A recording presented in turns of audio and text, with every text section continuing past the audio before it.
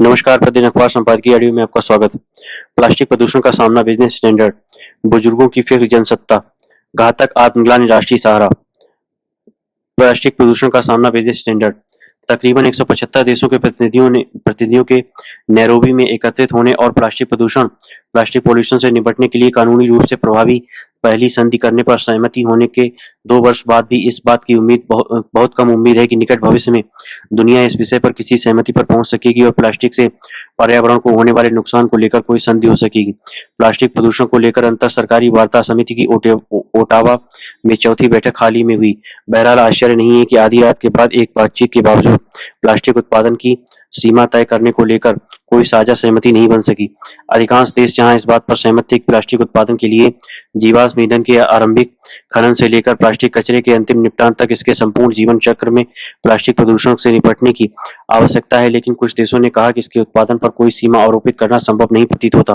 Petrochemical संपन्न देशों और कई औद्योगिक समूहों ने इस प्रस्ताव के खिलाफ लॉबिंग की। इसके बजाय वे चाहते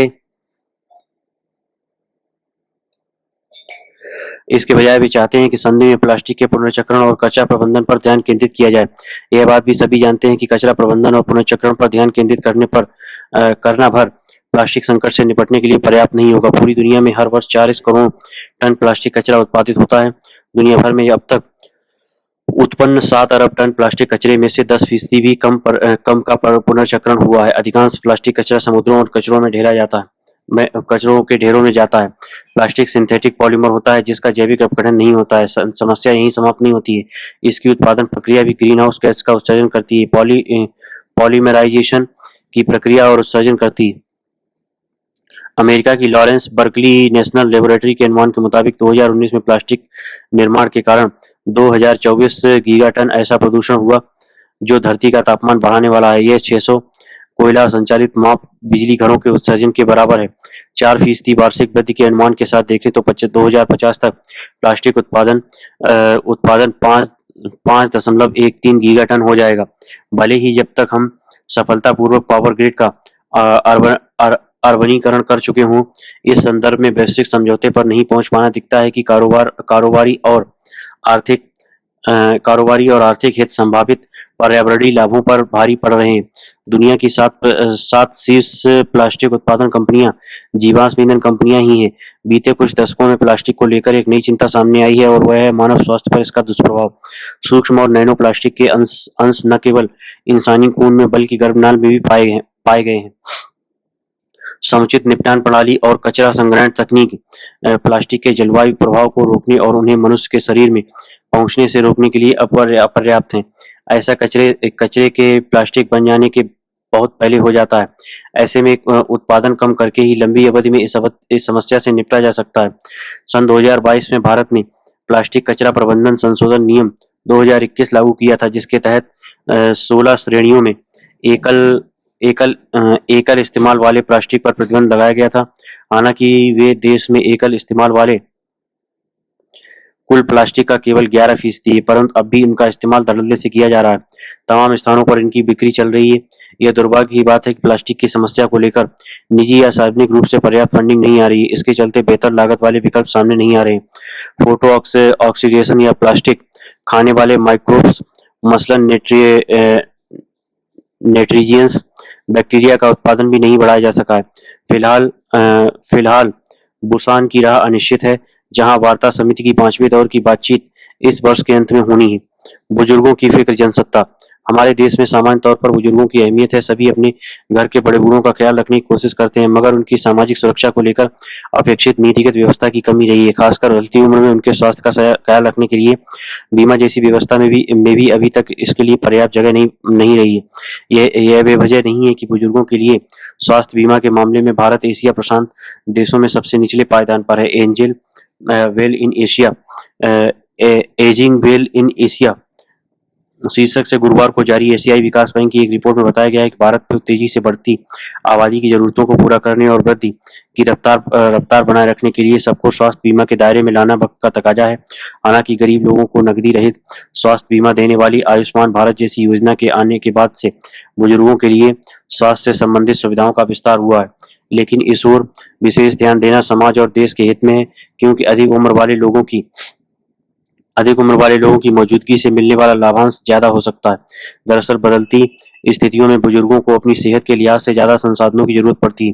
परिवार और समाज के अतिरिक्त व्यवस्था के ढांचे में कुछ ऐसे नियम कायदे हैं जिसमें कई बार बुजुर्गों को या तो उपेक्षा झेलनी पड़ती है या फिर उन्हें कमतर सुविधाएं मिलती हैं।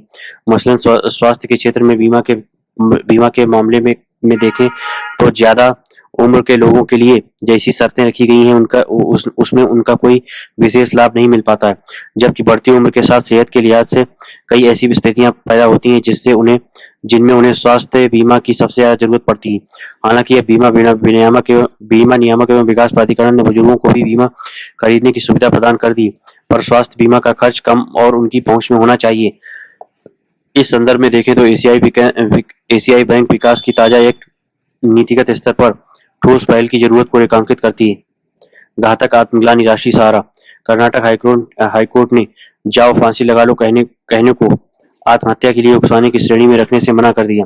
अदालत आपत्तिजनक बयानों से जुड़े आत्महत्या के लिए उकसाने के मामले की जटिलताओं को दूर करने के मुद्दे पर विचार कर रही है।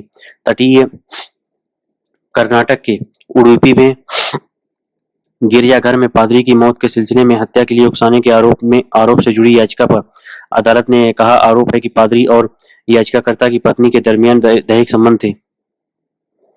दोनों के बीच हुई बहस में उसने पादरी को मरने के लिए कहा।